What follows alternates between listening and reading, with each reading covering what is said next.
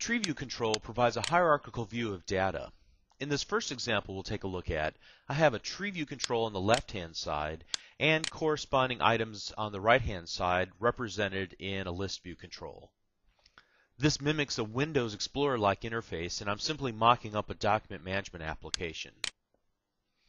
And we'll use this example to kind of demonstrate three different concepts. First of all, how to add tree nodes and create this parent-child hierarchy between tree nodes. Then we'll take a look at how to associate values such as list view items with the corresponding tree nodes on the left-hand side.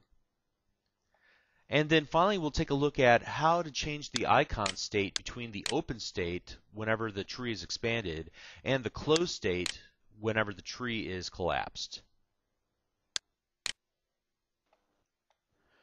To prepare this example, I first started with a split container control and then placed a tree view control within the first panel and a list view control within the second panel.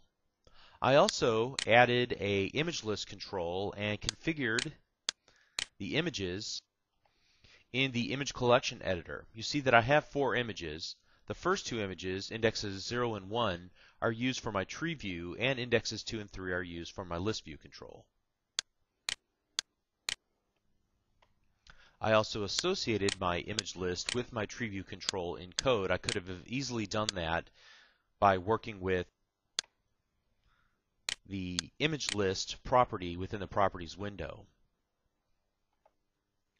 Unlike most of the other controls that we featured in the Windows Forms control series, the tree view control really lends itself to be configured within the code view. So that's what we'll do, and that's what we'll focus on for the majority of this video. Let's go ahead and take a look at the code view for our main.cs form. And we'll focus beginning in our form load event, main_load. And we'll take 2 passes through this. In the first pass, we're going to look at how to create that hierarchy of parent-child tree nodes. And we'll start off with this first line of code. Let's move this over a little bit, where we declare a new tree node instance called document node, and in the constructor for our new tree node we pass in the name that we want displayed within this node within our tree view control. So documents becomes the parent node, and what we'll do is add a series of nodes to the nodes collection of our new document node. So we'll create 3 more tree nodes called January node, February node, and March node. Notice that we do this in a very similar way where we're passing in the name of the node that we want displayed through the constructor of the new instance of the tree node object. And then we're going to begin to add each of those new nodes to the nodes collection of our topmost parent, the document node. Now there's actually several different overloaded versions of this add method, and we'll take a look in the next example at a shortcut that we can use to create tree view nodes that are child nodes of the document node, the topmost node. So we'll look at that in just a moment, but now that we have this hierarchy, we need to add that entire hierarchy to our tree view control. At this point, we just have a bunch of random nodes without associating them to a tree view, and we do that here in this line of code where we take our nodes collection of our tree view control and use its add method to add in the document node. This single line of code will add not only the document node itself, but also all of its children that we've added in the previous lines. And the last bit of work that we'll need to do is to set the image list property to our example image list that we configured earlier. Now typically we won't hard code the creation of our tree nodes like we've done in this example. You'll want to pull that information from maybe an XML file or maybe the database, but I wanted to demonstrate the most simple case in this lesson without introducing too much complexity at first. The next thing that we're going to take a look at is how to then associate the list view items that appeared on the right-hand side as we clicked our individual tree nodes. So we'll go back to the top of our form load event, and we'll take a look at the January, February, and March nodes that we created. Let's start with the January node. After we create the tree node, January node, the next thing that we do is create a new reference to an array list and set that equal to our documents local variable. Notice at the very top I've created a documents array list, and I've never really used it. Well, we'll use it a number of times as we begin to populate that array list with a collection of list view items. So that's what we do. We use the add method of our array list to add new instances of the list view item. In the constructor for creating new list view items, we pass in the name that we want displayed and the index from our image list control. And once we've done that a number of times, as you can see, we've done that 4 times. We've created 4 new list view items, added them each to our array list. Then we set that array list to the tag property of our January node. So what is the tag property? The tag property allows us to associate an individual tree node with any other object that we want to create a reference to it.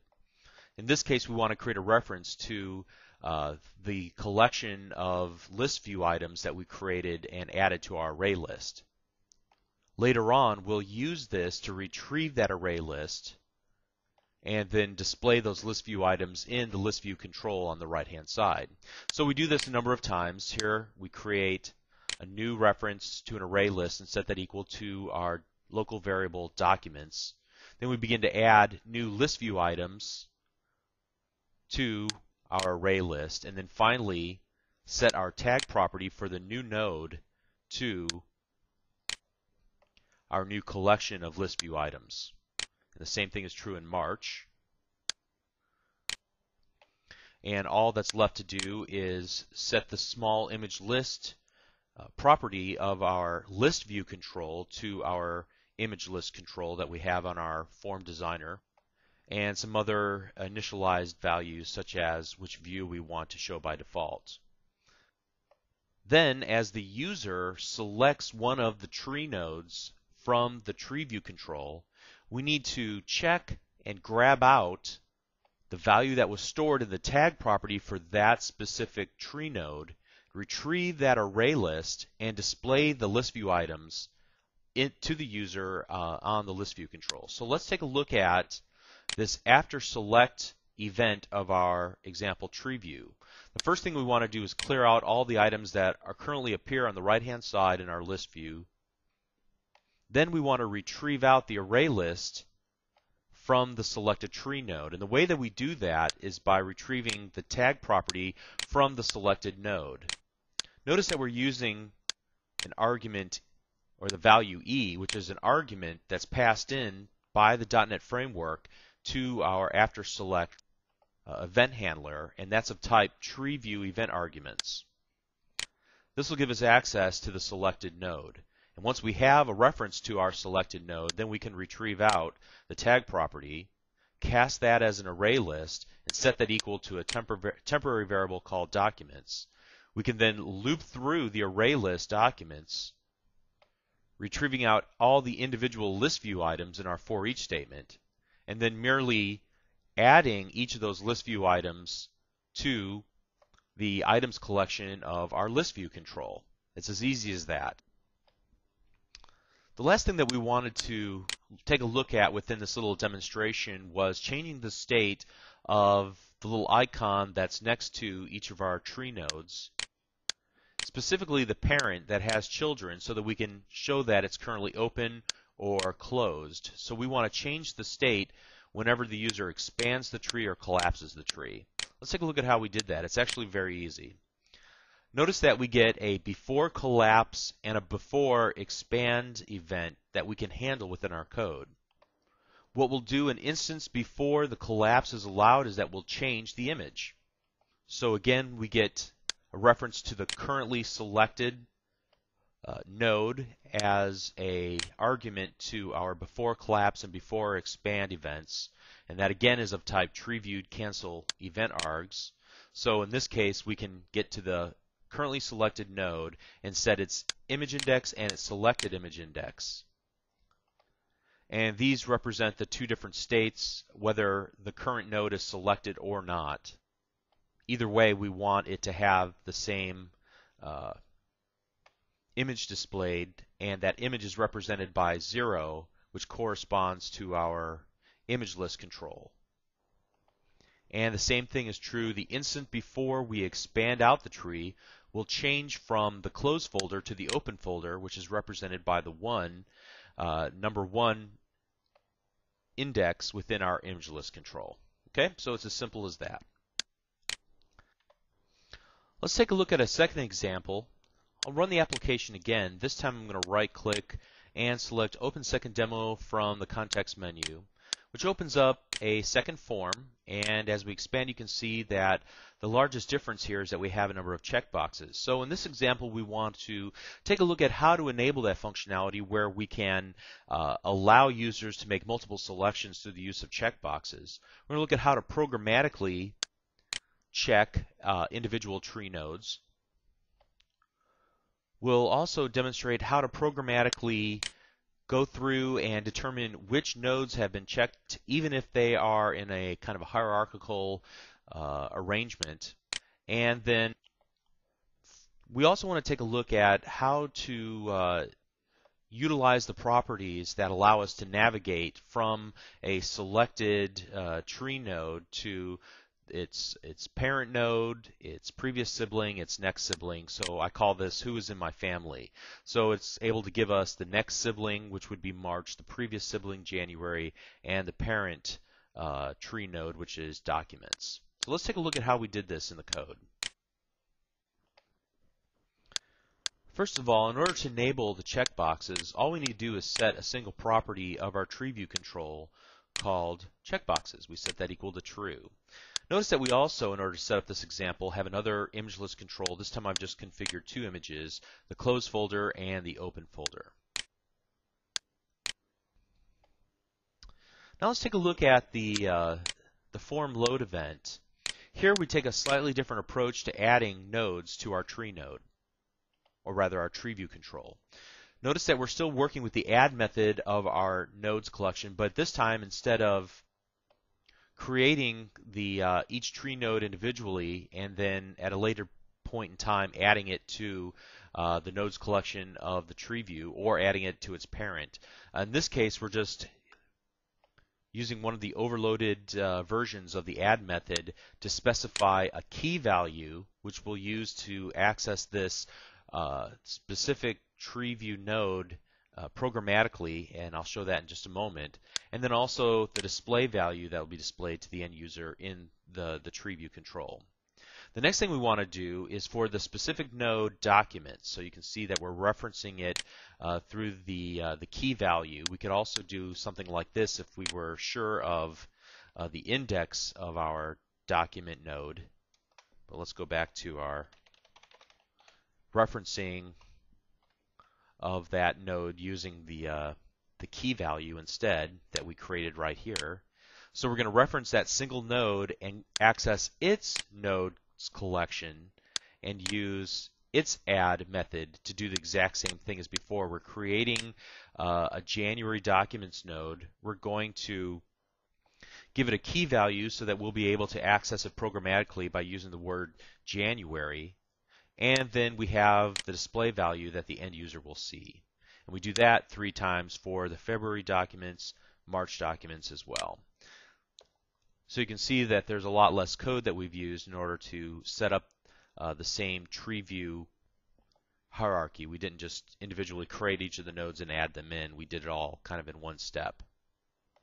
Now we're going to begin to use some of the specific properties of the tree view control to access a specific node. For example, whenever we clicked this check February, we wanted to check the February node. So how do we get to that programmatically? There's a couple of different ways to do that. As you see, we've already kind of taken one approach to accessing a specific node. But since we know that the documents node is a top node, we can use the top node property of the tree view control to access it, get to its nodes collection, and access the February node using its key value. Now that we have a reference to that tree node, we can access any of its properties, and we simply set the check property of the February tree node to true. The next example was a little more complex. We wanted to find out which nodes were checked. This is complicated by the fact that nodes can contain other nodes. And so by accessing the TreeView Controls nodes collection, we may not see all of the nodes that are visible to the user or that might be contained within the tree view control. We're going to have to recursively look at each node and see if it has any children, and then look through each of its children to see if they have any children, and so on until we've looked through every node to determine which ones are checked and which ones are not. So to do that, kind of created a helper function that we'll call recursively called buildCheckString. We'll talk about this more in just a moment. But we wanted to use a string builder that will persist throughout this process, and we'll continue to add information to it as we find nodes that have been checked. The starting point where we'll begin from is the nodes collection of the TreeView control. So we'll pass both of those in to our buildCheckString private void procedure. And so we'll begin to look at each node within the collection of nodes that were passed in. If it's checked, then we'll append some text to our string builder. And then we'll take a look at the current node, and if it has children, and we'll check that by using the getNodeCount method. If it has children, then we'll call the current method that we're in, buildCheckString, again recursively, and we'll continue to recall it recursively, passing in the string builder that we've been kind of compiling here for the last few passes, as well as the current nodes collection. So even if we're embedded, 10 levels deep, this recursion will still take place. Once we've finished and we've come back out, then we'll simply just use our string builder and display it within a message box to the end user. The final example that we'll take a look at was this check to see who is in my family. So we selected one of the nodes, and what we wanted to do was determine who the siblings were for that node as well as the parent. And so we can take a look at some of the properties of a node, a tree node, in order to determine that. Again, we create a string builder. We get a reference to the currently selected node within the tree view, and then we simply use the next node and previous node properties of the currently selected node, retrieving their text in order to get their names, and then use the parent property to retrieve the name of the parent node. And we simply display all that within a message box. So we've taken a look at several different ways to navigate through the tree nodes. We can use some of the properties that are available. We can use keys in order to access specific nodes. We can use indexes to access specific nodes. And like we looked at in this recursive function, we can look at all of the individual node items within a node collection. So we've demonstrated how to programmatically use the TreeView control in this video, adding tree nodes a couple of different ways, how to use the tag property of the individual tree nodes to store information, and like we showed, how to store references to associated list view items. We looked at how to traverse through the tree nodes like we just talked about, how to use the object model to specify a single tree node in a relative way using the parent, next sibling, and previous sibling properties, and a lot more. So the TreeView control by its nature is not the easiest control to work with, but it is a popular visual metaphor for browsing through application data, and it's one that you'll soon want to master.